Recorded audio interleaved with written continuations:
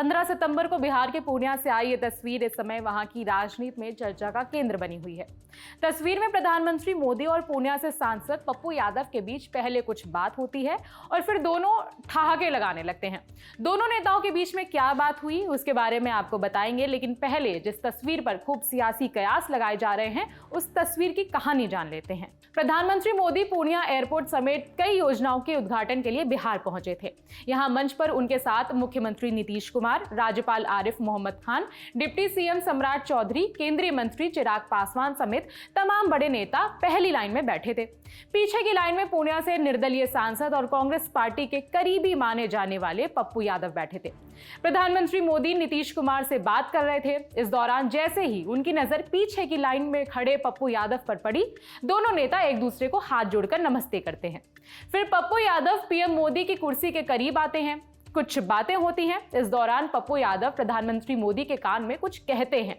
इसके बाद पप्पू यादव की बात सुनते ही प्रधानमंत्री ठहाके लगाकर हंस पड़ते हैं।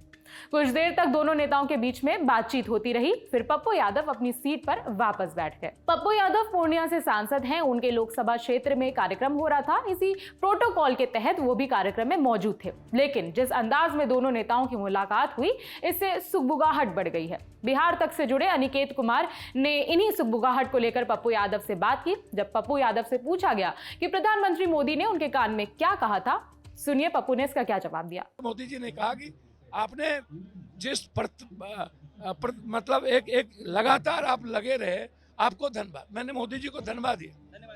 मोदी जी को मैंने कहा कि आपके विकास के साथ हूँ। जब जब आप सीमांचल कोसी के लिए, हाई डैम के लिए आप हमारे साथ खड़े होंगे, तब तब मैं आपके साथ हूँ। हम तो मिलते रहे हैं और आज पूर्णिया के लिए तो हम तो रेस्पेक्ट करेंगे ना। हम अपने घर में, हमारे लिए तो बहुत इंपॉर्टेंट डे है।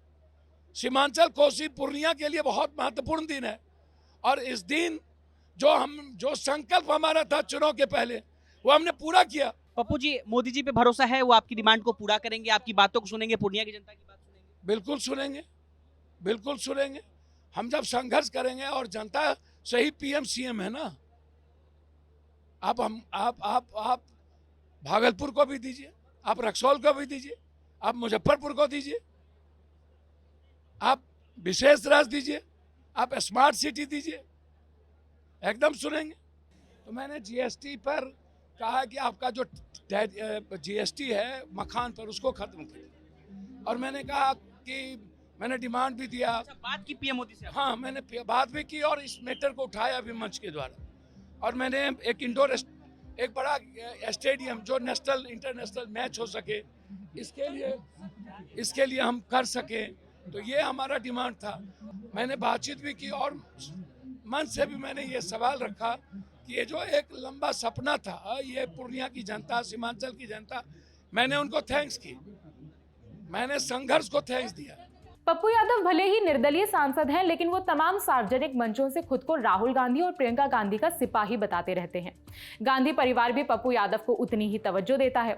हाल ही में दिल्ली बिहार विधानसभा चुनाव को लेकर बुलाई गई कांग्रेस नेताओं की बैठक में पप्पू यादव को भी बुलाया गया था। राहुल गांधी की ओर से निकाली गई वोट अधिकार यात्रा के दौरान भी पप्पू यादव को तेजस्वी और राहुल गांधी के साथ कई मौकों पर गाड़ी पर जगह दी गई थी। अब चुनावी मौसम में प्रधानमंत्री मोदी और पप्पू यादव की इस तस्वीर ने नई चर्चा और अटकलों को हवा तो दे ही दी है। बाकी आप भी इस तस्वीर पर क्या राय रखते हैं, हमें कमेंट करके बता सकते हैं।